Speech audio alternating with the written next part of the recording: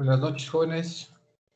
Jueves 1 de octubre del 2020. Vamos a comenzar. Ayúdeme, por favor, Escobar. Me falta Elvia, me falta... Mayra dijo que se iba a conectar un poco más tarde. Ok, pero me falta Elvia y me falta Osmar, ¿no? Les hago la invitación si quieren. Sí, por favor, muchas gracias. Bueno, vamos a continuar. Estábamos analizando la clase pasada lo que es jurisdicción y lo que es jurisdicción y competencia. Perdón, me quedé casado con la jurisprudencia de toda la tarde que estuve dando esa clase. Jurisdicción y competencia. Recordemos, nada más para analizar, la jurisdicción es la atribución o el poder que tiene el Estado y que es el único que puede resolver conflictos a través de su órgano, que es el Poder Judicial. Y veíamos cuáles son los órganos de la jurisdicción. Ahora, la competencia, decíamos que es esa atribución que se le atribuye, o la atribución que le compete a un juez, ya este es un juez, que le corresponde de acuerdo a una condición objetiva.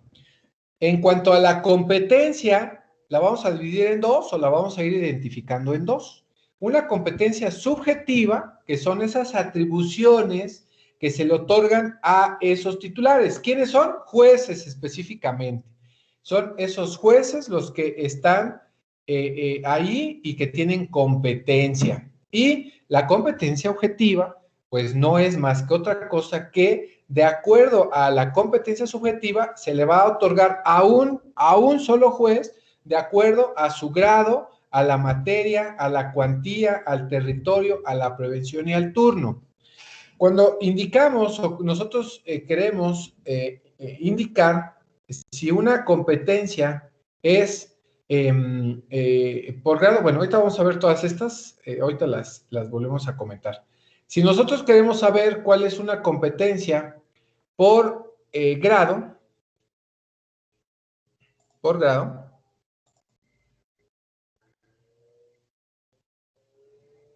déjenme ver si se grabó.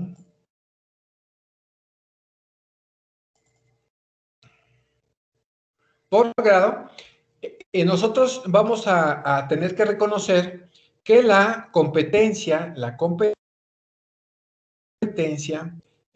así como la conocemos, la competencia como la conocemos, es esta la que yo quería. Ahí está. La competencia, de acuerdo al grado, nosotros vamos a decidir o a definir qué grado es en el que estamos desarrollando nuestro proceso. Todos los procesos que nosotros recién los acabamos de iniciar o que por primera vez los estamos judicializando o que le damos a conocer a un juez van a ser de primera instancia, el primer grado, ya sea cuantía menor o primera instancia. ¿Cómo voy a identificar esto? Ahorita lo vemos en la cuantía. Entonces, primera instancia, cuando se conoce por primera vez. Cuando ya tenemos una sentencia y no estamos conformes, entonces nos vamos a la segunda instancia, en su caso con la apelación, y en caso de no estar de acuerdo con la confirmación de sentencia de segunda instancia de la primera, nos vamos a una tercera instancia y a eso se le va a conocer como el amparo. ¿Sale? Cuando ya llegamos al amparo, nuestro último medio de impugnación a nivel nacional, pues estos son los grados. Estos son los grados que vamos a estar conociendo de acuerdo a la competencia. Esto es el grado. Entonces, cuando se conoce por primera vez, estamos ante la primera instancia. Cuando ya tenemos una sentencia en esta primera instancia, nos vamos a la apelación, que es la segunda instancia. En este caso ya no es un juez, sino es un magistrado y ya no es un juzgado, es una sala. Y en el tercer supuesto, que no estemos conformes con esa resolución de apelación, nos vamos a ir al amparo y ya sea que nos toque un juzgado de distrito, un tribunal colegiado, un tribunal unitario, un pleno de circuito, la Suprema Corte de Justicia, ya sea en sala o en pleno. Entonces tenemos un abanico de posibilidad ante las tres instancias, dependiendo cuál nos corresponda, y por eso indicamos que nos tocan estas tres instancias. Esto es en cuanto al grado. Ahora, vámonos a la materia. Cuando decimos que la materia y que es bajo qué norma sustantiva va a resolverse o bajo cuál norma sustantiva se va a regular el litigio o conflicto, va a ser, bueno, la materia civil, penal, laboral, mercantil, familiar. Es la materia bajo la cual se va a desarrollar, y tenemos jueces civiles, jueces penales, jueces laborales, jueces mercantiles, jueces familiares, jueces contencioso administrativo. Entonces, yo tengo que verificar ante quien me corresponde de acuerdo a la materia. Ahora, la cuantía. Bueno, acuérdense que la cuantía, habíamos visto que en el grado había de cuantía menor y de primera instancia. Esta cuantía se refiere a la dimensión de la cuantía, es decir, del asunto o de lo reclamado. Yo tengo que ir a mi artículo 1.9 o a mi artículo 1.11 del Código Procesal Civil, donde me va a indicar a quién le corresponde la jurisdicción, perdón, la competencia de acuerdo a la cuantía. Dice, atribución de los jueces civiles de primera instancia. Le corresponde cuando el valor del negocio, o sea, de lo reclamado, exceda de 1000 veces, el excedente de 1000 veces de un valor de la UMA, acuérdense, el valor de la unidad de medida actualización es de 84.50 y algo, 84.5. Estamos hablando de que si el valor de lo reclamado excede los 84.500 pesos, entonces tendrá que conocer un juez de cuantía, perdón, de primera instancia, porque está excediendo los 84,000 pesos. Pero si el valor de lo reclamado no excede los 84,000 pesos, un pagaré, cumplimiento de un contrato, las pensiones alimenticias, entonces tendrá que ser con un juez de cuantía menor, porque de acuerdo al artículo 1.11 del Código Procesal Civil del Estado de México, indica que si los juicios cuyo monto no exceda de 1000 veces el valor diario de la unidad de medida de actualización vigente, exceptuando los asuntos que son de su competencia de los jueces de primera instancia, entonces corresponderá un juez de cuantía menor. Eso es en cuanto a el valor, la cuantía. Eso es en cuanto a su cuantía. Ahora, el territorio. Cuando yo quiero tramitar un juicio de acuerdo a el territorio, yo tengo que ir igual al artículo 1.42 y aquí me va a establecer las reglas para determinar cuál va a ser la competencia de acuerdo al territorio. Así lo dice, artículo 1.42. Reglas para determinar la competencia.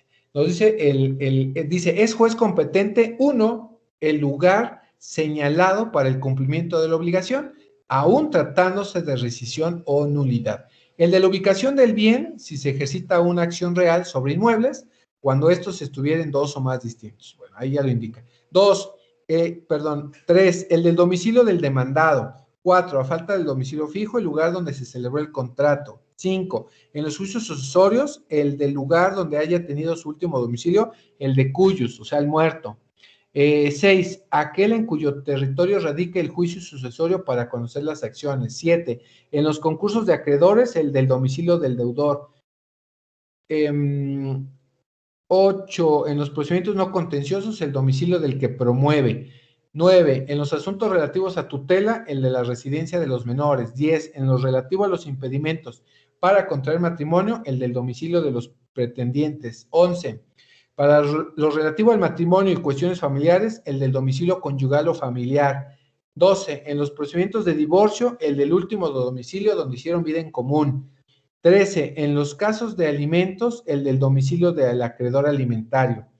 14, en los procedimientos de violencia familiar, el del domicilio del receptor de violencia. Entonces, yo tengo que verificar cuál es el domicilio, de acuerdo al 1.42. Pero además, me tengo que ir a la ley orgánica del Poder Judicial del Estado de México y me va a indicar también cuál es la división territorial de acuerdo a este tribunal. Es decir, ¿por qué hay tantos tribunales? ¿Por qué Cuautitlán tiene? ¿Por qué Izcalli? ¿Por qué Tultitlán, Coacalco, Ecatepec? Bueno, nos vamos a la Ley Orgánica del Poder Judicial del Estado de México y dice título segundo de la División Territorial Jurisdiccional. Capítulo único, artículo 10º.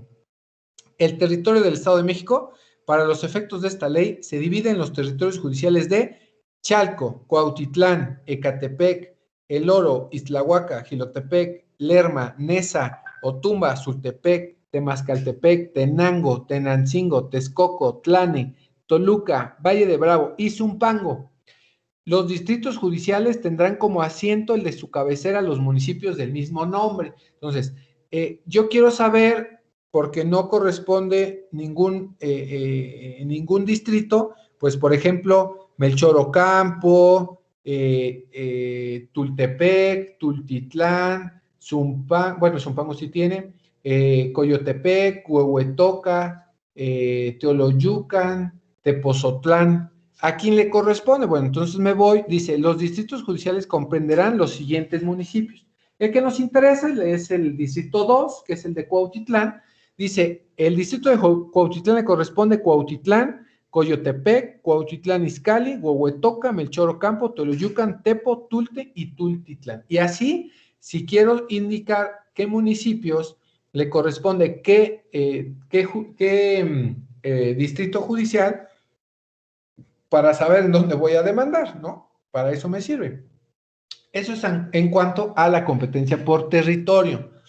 Cuando hablamos que existe una prevención, aquí indica, por ejemplo, Cuautitlán tiene cuatro juzgados familiares, tres juzgados civiles. ¿A quién le corresponde? Bueno, la prevención es en caso, por ejemplo, Cuautitlán también tiene Cuautitlán Izcalli.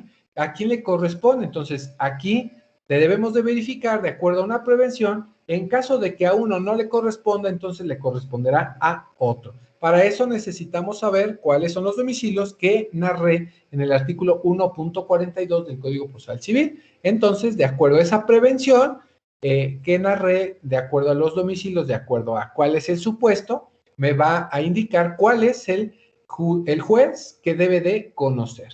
Y asimismo, la última razón de la competencia por turno refiere a qué específicamente de los cuatro juzgados o jueces familiares o cuál de los dos jueces civiles pudiese corresponder. Bueno, pues esto es por turno. Aquí no hay problema, es un sistema, un programa automatizado que existe en la Oficialía de Partes Común. Cuando nosotros llevamos por primera vez nuestra demanda, nuestra petición, al ingresarla nos va a arrojar un pequeño acuse de recibido y ahí es donde me va a asignar qué juzgado es el que me corresponde. Entonces de ahí, pues ya yo voy a indicar pues cuál sí y cuál no le corresponde. ¿Cómo lo va a identificar? Bueno, pues los va mezclando, así como van llegando las demandas, las va intercalando para que no existan ni más ni menos en uno u otro juzgado, para que no exista que un juzgado se llenó primero, que otro juzgado se llenó después. Para eso me sirve el turno. Bueno, esto es en cuanto a la competencia. Espero que haya quedado clara. Esto es en cuanto a la competencia objetiva, que se divide en grado, materia, cuantía, territorio, prevención y turno, que analizamos la clase pasada y esta, ¿sale? Para que no haya quedado pues ninguna duda sobre de esta situación, ¿sale? Bueno, ahora vamos a ver los conflictos y cuestiones de la competencia, ¿sale? Ahí ya lo estoy poniendo en negritas. Vamos a ver ahora las cuestiones y conflictos de competencia y que son declinatoria e inhibitoria, ¿sale? ¿Y eso qué significa? Bueno, voy a dividir rápido esta lámina. Voy a quitar para que sea más grande. Bueno. ¿Cuándo yo sé qué juzgado o qué juez es el que me debe de corresponder? Bueno, esta idea debemos nosotros dilucidarla de acuerdo a que si yo inicié un proceso ante un juez y resulta que ese juez no fue competente y ahora tiene que ser competente otro. Entonces, para resolver una cuestión, un conflicto de competencia entre dos jueces que posiblemente conocen o pueden conocer, lo voy a determinar de acuerdo a esta regla. Para resolver, se tiene que resolver de manera inhibitoria o declinatoria. La primera, ¿qué es la declinatoria? Esta es una vía de impugnación directa. Aquí yo tengo que promover y decirle al juez que está conociendo de ese litigio y le tengo que decir que se abstenga de conocer porque él no es competente. Quiero decir que con esta declinatoria es yo, la parte afectada, que yo identifico que este juez no es competente, es ir y decirle, a ver, juez, declina, porque así es esta cuestión de competencia o conflicto, declina, abstente de seguir conociendo y remite este expediente al juez que sí es competente o que yo estime competente. ¿Por qué yo creo que este juez no es competente? Bueno, porque no reúne las características del 1.42 del Código Procesal Civil, en el cual me indica que, bueno, las reglas para determinar la competencia no se adecúan a estas reglas del 1.42. Entonces, la declinatoria significa que yo le digo al juez que decline, que ya no conozca y mande el expediente al que sí debe de conocer. Esto es la declinatoria. Ahora, en el caso de la inhibitoria es igual, yo que identifico que este juez que está conociendo ya no o no conoce, y le digo a ese juez que él no sabe nada, ni siquiera sabe que hay un proceso en el que él es competente porque alguien lo está conociendo. Entonces, igual, por vía de impugnación indirecta, le digo a ese juez que no sabe o que no está conociendo y le digo, oye, hay un juicio en el que tú eres competente, pero está conociendo otro juez, pero que no es competente. Mira, mándale un oficio y dile que tú eres competente respecto a esta situación de acuerdo a las reglas del 1.42 y dile que tú eres competente. Por eso se llama inhibitoria, para que este juez le solicite al otro que se inhiba, se abstenga de conocer y remita el expediente a este que creo que es competente. ¿Sale? Entonces, aquí es, si yo identifico que el actor ingresó una demanda en mi contra y verifico que efectivamente el juez ante el que él tramitó no es, yo tengo la opción, de acuerdo a una cuestión, un conflicto de competencia, le digo, al que está conociendo que desconozca, que decline, o le digo al que debe de conocer, una vía de impugnación indirecta por inhibitoria y le avise al que está conociendo que lo inhiba y remita el expediente a su juzgado, porque él es el competente. Esto es en caso de que yo, demandado, principalmente, identifique que el juez que está conociendo no debe de conocer y que o decline y lo mande a otro o con el que debe de conocer que lo mande a inhibir para que le mande todo el expediente. Esta cuestión así se resuelve. Esto es en cuanto a los conflictos y las cuestiones de competencia. Ahora, vámonos con estos requisitos de competencia. ¿Cómo yo voy a identificar que este juez, pues sí deba de conocer? Lo estoy haciendo grandote. Ahí está. ¿Cómo lo hago? Igual. Para un poquito. Estoy separando, ¿eh?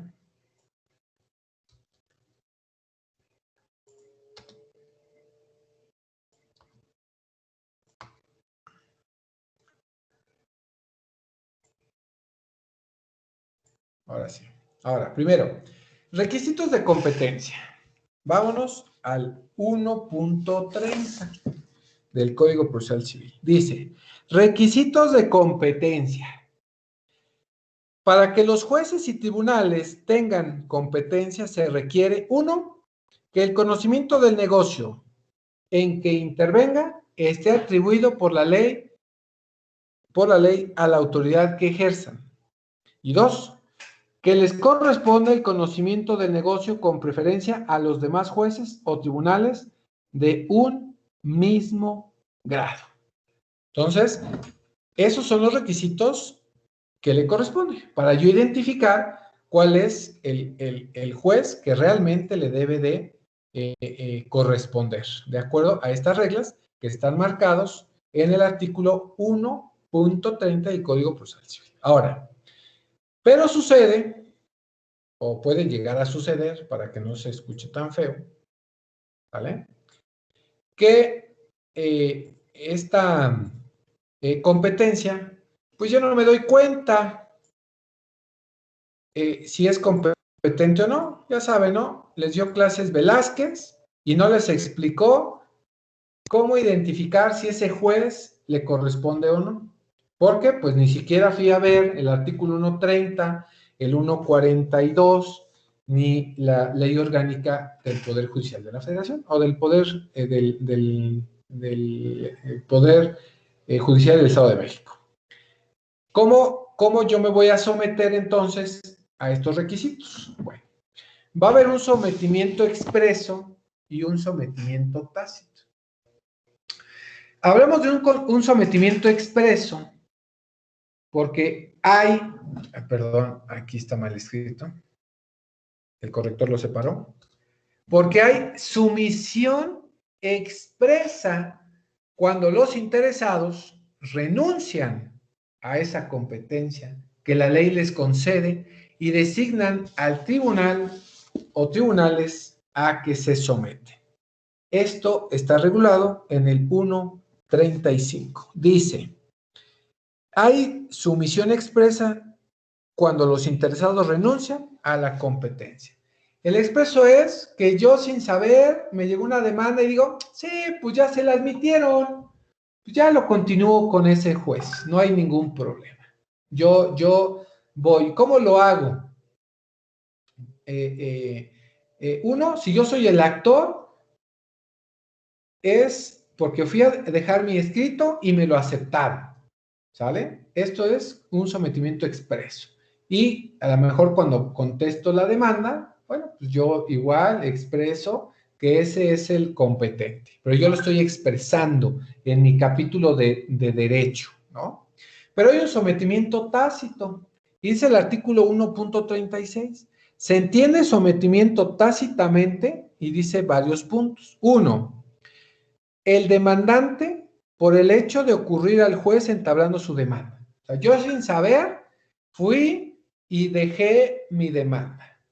¿Sale? Dos, el demandado por contestar la demanda sin impugnar competencia. Entonces, yo igual, yo demandado, ahora contesté demanda, pero no impugné la competencia. Dije, pues ya me tocó ese, pues ya le contesto, no hay problema. Tres, el que habiendo promovido una competencia se desista de ella. Entonces, igual, yo solicité que fuera otro juez y al final digo, no importa, ya, me desisto. Acuérdense del desistimiento de la acción y desistimiento de la demanda. Aquí me desistí del desistimiento de otorgarle competencia a otro juez. Y cuatro, el tercero interesado que se preste gestionando en el juicio. Igual, un tercero en discordia que igual tenga que ver con el asunto y pues él igual se someta a la competencia de ese juez. Entonces, ahí va a estar. Recuerden que la competencia es el primer elemento que va a indicar el órgano jurisdiccional. Antes de cualquier cosa, es más, hasta antes de, ¿cómo les digo? Hasta antes de aceptar una demanda, va a analizar la competencia. Por ahí también les voy a hacer llegar un acuerdo para que vean ustedes que le dice, el juez le dice en un escrito, dice, pero necesito que me confirmes cuál es el domicilio porque el que tú me pones, al parecer, no es de mi competencia. Entonces, aclárame el domicilio de acuerdo al 1.42 para yo saber si es mi competencia el asunto que tú me estás trayendo. El 1.37 dice reconocimiento de competencia. El juez que reconozca la competencia de otro de manera expresa no puede sostener la incompetencia. La cumplimentación de un exhorto no es reconocimiento expreso. Entonces, aquí yo tengo que identificar, pues, qué me corresponde y qué no me corresponde. Entonces, por favor, hay que tenerle cuidado con este tema de la competencia porque es muy, muy precisa. Y de esto les voy a dejar una actividad. Quiero que analicen el Código Procesal Civil, descárguenlo, está en la red, y quiero que atribuyan jurisdicción y competencia, que está a partir del artículo 1.1 y que termina con el artículo 1.51. Esto para que ustedes indiquen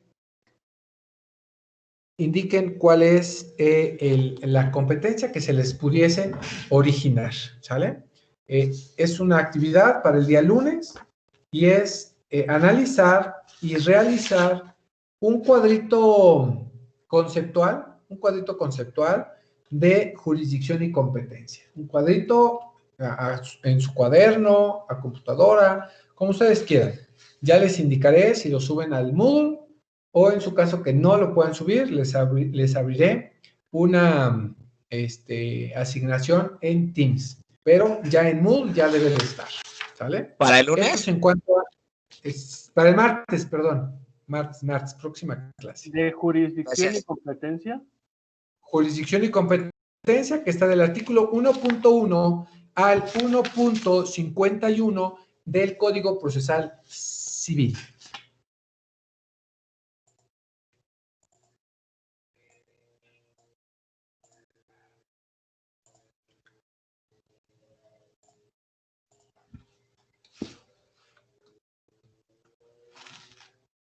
Ahora. ¿Un cuadro comparativo? No, cuadro conceptual. Gracias.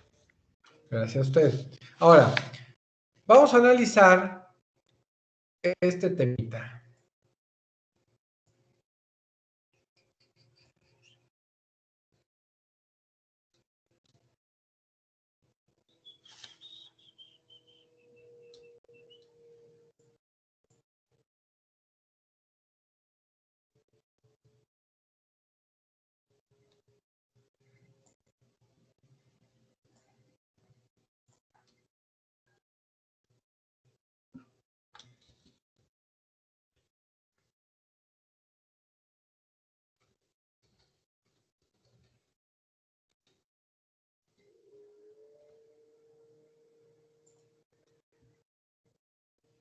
El último. Vamos a analizar la competencia subjetiva. Acuérdense que la competencia subjetiva es la atribución legítima que tiene el juez, específicamente qué juez, ¿sabe? Pero para analizar tenemos que saber que el juez tiene un tema que es la imparcialidad del juez, y en caso que yo no identifique que el juez es imparcial, pues yo voy a solicitar que se excuse de acuerdo a los impedimentos y a las recusaciones que yo le puedo impugnar a este juez, ¿sale? Entonces, yo voy a analizar estas tres situaciones. Primero, La imparcialidad del juez, ¿cómo la voy a analizar? Bueno, la imparcialidad del juzgador es una condición esencial para el ejercicio de la función jurisdiccional, que debe satisfacer no el órgano, sino la persona o personas que son titulares, es decir, los jueces o los magistrados. Y esta garantía, porque es una garantía, es más, se los voy a poner aquí grandote, aquí con unas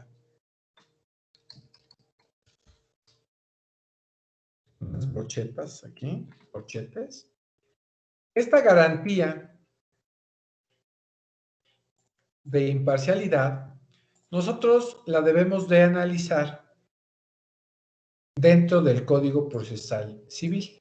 Igual, esta garantía indica, de acuerdo a dos situaciones, o tres. Primero, los impedimentos. Estos impedimentos es una circunstancia que puede afectar la imparcialidad. Y esto está fundado en el artículo 1.52 y dice, impedimentos. Todo magistrado, juez o secretario está impedido para conocer en los casos siguientes. 1. Ojo, magistrado, juez o secretario. O sea, los principales órganos, personas que están dentro del tribunal. ¿Cuándo es un impedimento? Cuando magistrado, juez o secretario tenga interés directo o indirecto en el negocio. Puede ser que él sea socio o un familiar o es parte, ¿sale? Puede ser actor o demandado, ¿no? También. 2, tenga interés su cónyuge, sus parientes consanguíneos en línea recta, sin limitación de grado, los colaterales hasta dentro del cuarto y los afines dentro del segundo. Entonces, si yo identifico que el cónyuge del juez, magistrado, secretario tiene interés o un pariente consanguíneo o un colateral o hasta su suegra, yo puedo solicitar esta garantía de imparcialidad de acuerdo al impedimento que marca el 1.52. Y así tengo ciertos parámetros de imparcialidad. También tenga el funcionario de que se trate su cónyuge, sus hijos, alguna relación con cualquiera de las partes.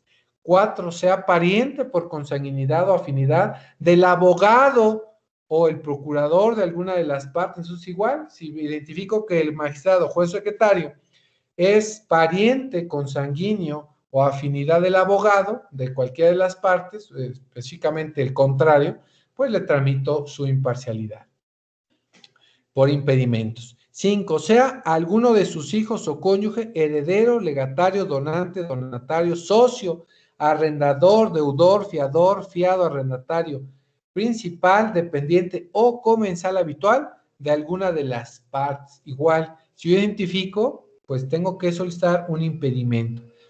6, haya hecho promesa o amenazas o manifestado de otro modo su odio o afecto por alguno de los colitigantes. Entonces, igual, si ya sé que el juez, el secretario o el magistrado me odia a mí como abogado, pues le solicito una garantía de imparcialidad por un impedimento.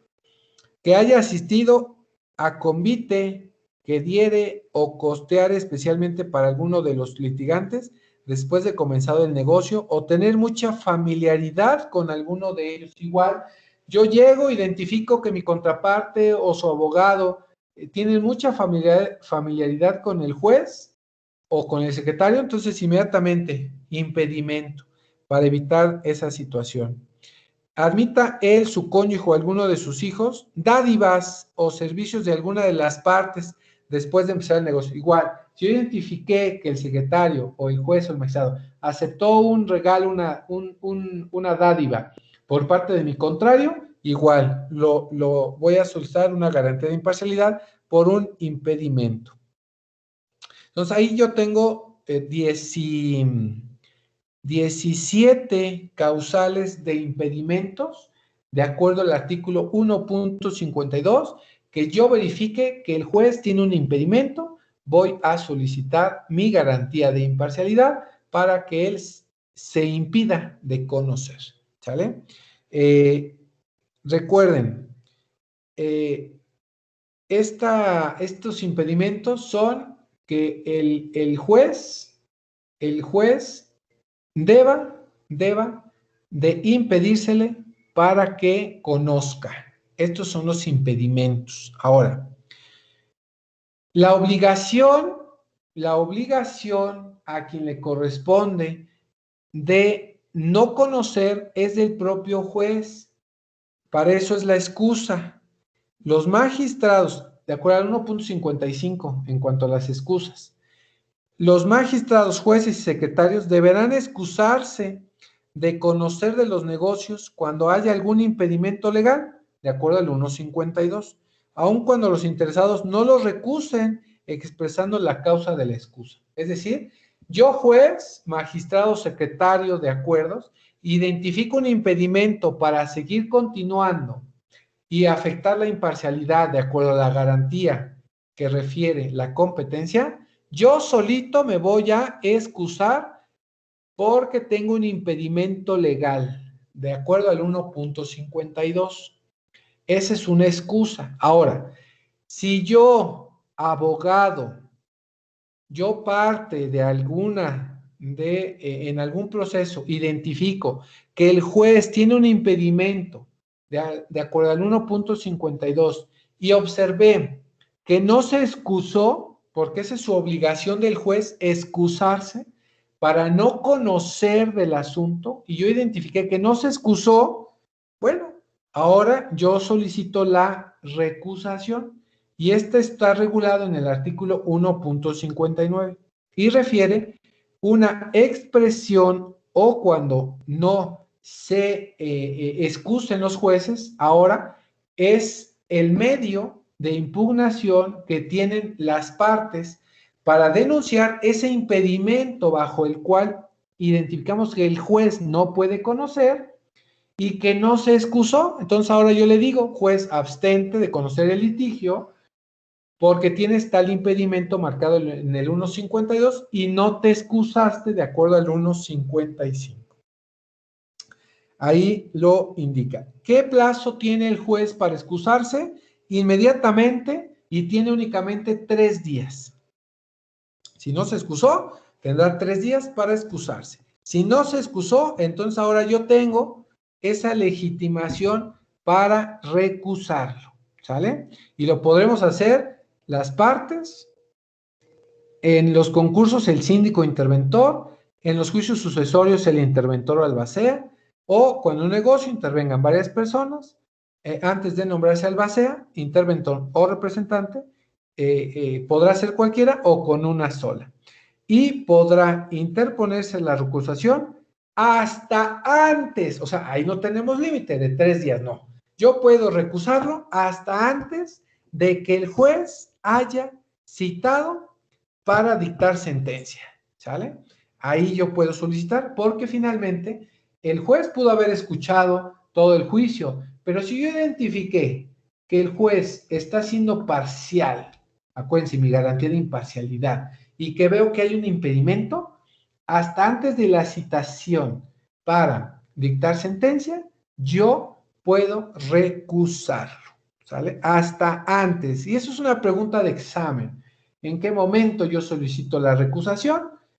¿Qué tiempo tengo? Recuerden, hasta antes de dictar sentencia. La excusa es inmediatamente y solamente tendrá 3 días, ¿sale? Y el órgano que va a conocer esta recusación, pues es un superior, el magistrado, o en la sala colegiada, para recusar jueces. Si vamos a recusar un secretario, el que conoce es el juez, ¿sale? Para identificar. ¿Dudas hasta aquí? Está bien padre este tema, ¿no?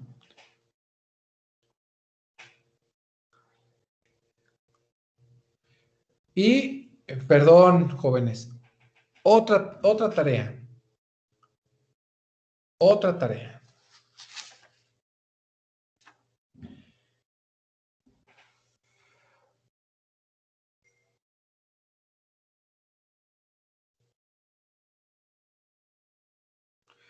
Otra tarea, me van a hacer una infografía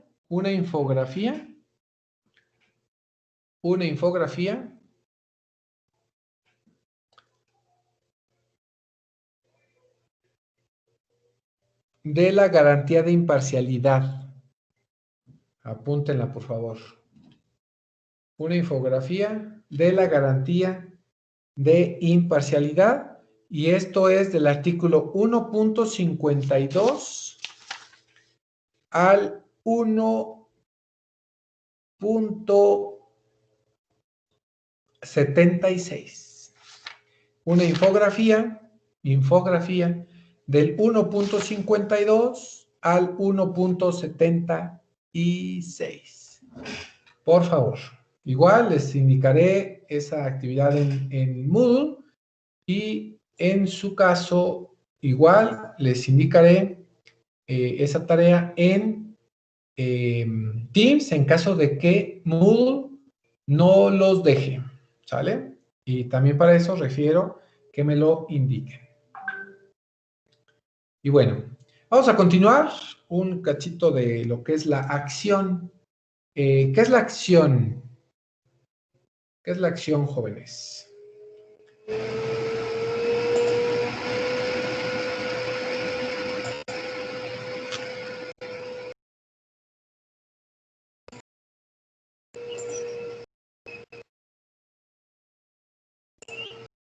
¿Qué es la acción? Vámonos con esto. La acción es el derecho subjetivo procesal que tenemos las personas para promover un juicio ante el órgano jurisdiccional, un juez, para obtener una resolución sobre una pretensión litigiosa y lograr en su caso una ejecución forzosa de dicha resolución. La acción procede en el juicio aún, dice la ley, que aún que no se exprese el nombre, con tal de que se determine con claridad la clase de pretensión que se exija del demandado y del título o causa de la acción. Esto, pues, no va a pasar. Sí necesitamos expresar nuestro nombre, porque necesitamos identificar que la legitimidad exista. Entonces, para eso, pues sí necesitamos expresar nuestro nombre. Esto así tal cual, pues no lo es. Sí es necesario. Para identificar este tema de la acción, yo necesito identificar este cuadrito, que lo vamos a ir pues derivando parte por parte. Primero, las condiciones de la acción, es decir, mi interés jurídico, ¿sale? El interés jurídico en la pretensión y en la legitimidad, que aquí yo creo que hace falta. Lo vamos a poner además la legitimidad. Esto es importante. Y de acuerdo a la clasificación de la acción, es decir, ¿qué es lo que queremos? Por eso tiene marcada 3X. Por el tipo de resolución de la demanda, es decir, queremos una resolución que me declaren algo, que me constituyan algo, que condenen algo a pagarme a mí, que ejecuten algo o medidas cautelares. También por el tipo de interés que se busca proteger. Y esto es de acuerdo al interés de los particulares, de un interés público o un interés colectivo, ¿sale? Es importante. También por el derecho subjetivo material que se pretende hacer valer. Esto es, pueden ser o un derecho subjetivo real o un derecho subjetivo personal. Esto en cuanto a los derechos subjetivos, ¿sale? Ahí está. Bien. Primero, la condición de la acción. ¿Qué significa la condición de la acción? Nosotros vamos a identificar el interés jurídico y la pretensión. ¿Qué es el interés jurídico?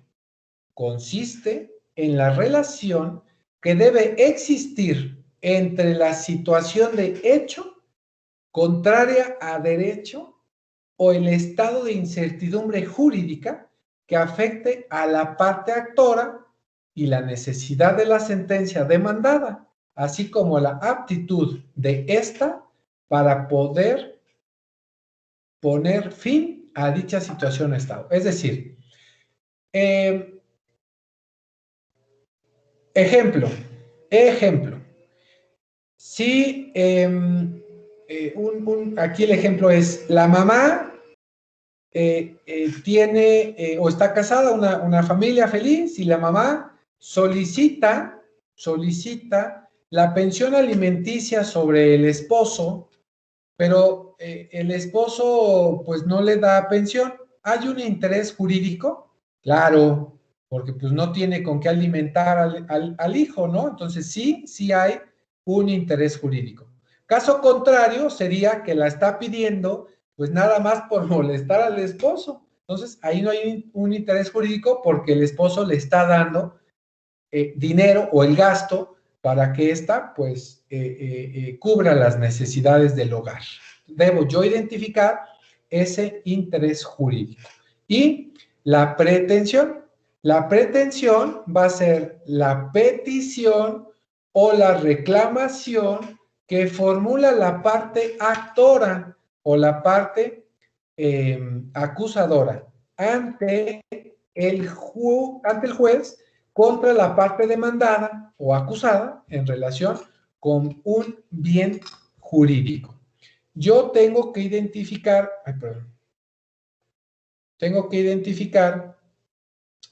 esa pretensión. ¿Qué es lo que yo quiero? La pretensión es, ¿qué quiero? El interés jurídico es que yo tenga esa relación de yo solicitar eso, o solicitar mi acción. Por el contrario, la pretensión únicamente es esa petición. La pretensión es la petición que yo estoy buscando, ¿sale?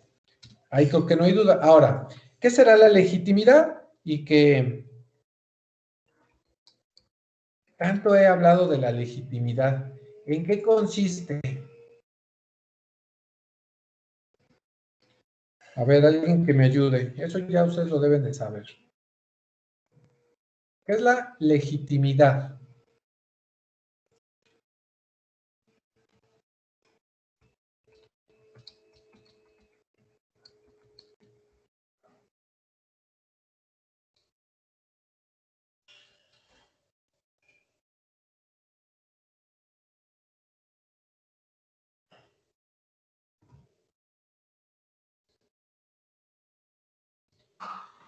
La legitimidad únicamente consiste en la relación de hecho y derecho de exigir de propia voz, o sea, por mí, la exigencia solicitada y que sea para mí, ¿sale?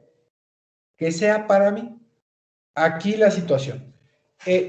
Misma situación.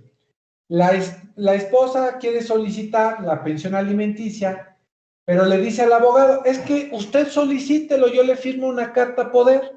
Pues me va a decir el juez, no tiene legitimidad, abogado. La única persona que la puede solicitar, pues es la mamá, porque ella es quien la va a pedir y porque tiene legitimidad. Entonces, yo debo de estar muy pendiente sobre estas condiciones de la acción, que son 3, ¿sale? El interés jurídico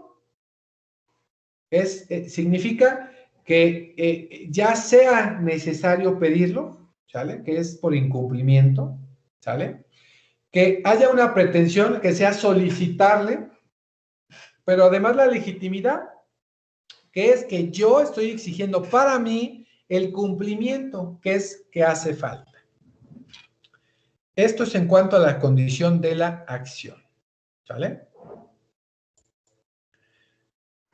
Ahora, decíamos que la acción se va a clasificar de acuerdo a lo que se busca alcanzar. ¿Sale? Y decíamos que de acuerdo a el tipo de resolución, por el tipo de interés que se busca proteger o por el hecho subjetivo material que se pretende hacer valer. ¿Vale? Y esto lo voy a identificar el primero es por el tipo de resolución que se demanda, ¿sale? Y esto va a ser declarativa, constitutiva, condenatoria, ejecutiva y cautelar, ¿vale? Primero, el tipo de resolución demandada, declarativa. Aquí la parte actora pide al juzgador una sentencia que elimine la incertidumbre en torno a la existencia aquí es inexistencia. ¿Cómo me como las palabras, verdad? Inexistencia. Déjenme una vez la corrige. Inexistencia o modalidad de una relación jurídica. Es decir, la nulidad de contratos o de usucapio. Perdón, el corrector hace de las suyas. ¿Ya ven? La nulidad de un contrato o de un usucapio. Aquí nada más quiero que me declaren una nulidad o que me declaren ser propietaria. Nada más. Eso es una resolución que yo estoy solicitando, que me declaren algo. Puede ser también una resolución constitutiva.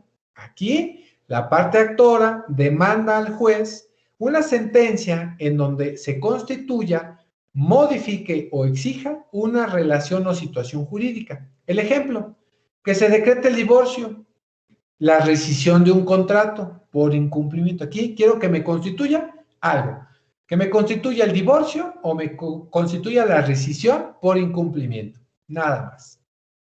Ahora, una resolución de condena. Cuando yo solicito una resolución de condena, la parte actora solicita una sentencia en la que ordene a la parte contraria llevar a cabo una conducta determinada. Y esta resolución de condena solicito, por ejemplo, una condena de dar, es decir, que se dé el pago o que se entreguen bienes, o de hacer, que significa realizar un hecho personal o celebrar un acto jurídico, o no hacer, que significaría no continuar con un acto jurídico. De dar, pues es hacer el pago, ¿no? Me debes, que se condene que me pague lo que me debe. De hacer, que se condene realizar ese hecho personal, ¿sale? Por ejemplo, que se condene a la inmobiliaria terminar con la casa, ¿no? Por ejemplo. O no hacer, que se condene al vecino no continuar construyendo porque es una obra peligrosa. Esto en cuanto a ese tipo de resolución demandada. Y por último, las últimas dos, es ejecutiva y es cautelar. Cuando hablamos de una resolución ejecutiva, refiere que el actor pretende de una resolución que ordene la realización de un derecho reconocido a un título ejecutivo, es decir, solicitar ejecución después de sentencia. Una cosa, jóvenes, es que yo ya tenga una sentencia en donde me indique que le condenan, me constituyo, me declara. Sí, a todo da. Sería lo mismo que nosotros hayamos conseguido una sentencia donde condene al deudor de un pagaré que se pague y lleguemos con nuestro cliente y le digamos, ya ganamos, aquí está su sentencia, aquí está, ya, le va a pagar. Y el cliente le va a decir, ok, ¿y cuándo me va a pagar? Bueno, para eso vamos a solicitar este tipo de resolución. Además, una resolución ejecutiva, pero esto es después de que nosotros ya tengamos una resolución de condena y que indique que se tiene que pagar.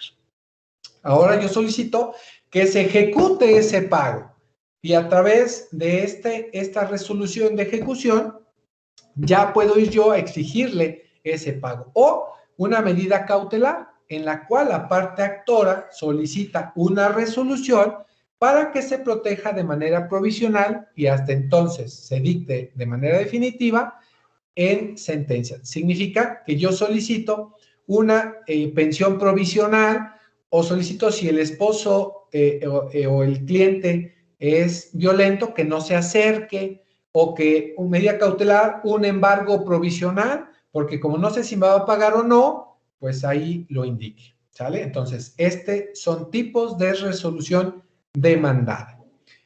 ¿Dudas? Bien padre, ¿no? Este tema. Pero, ¿qué creen? Se acabó la clase.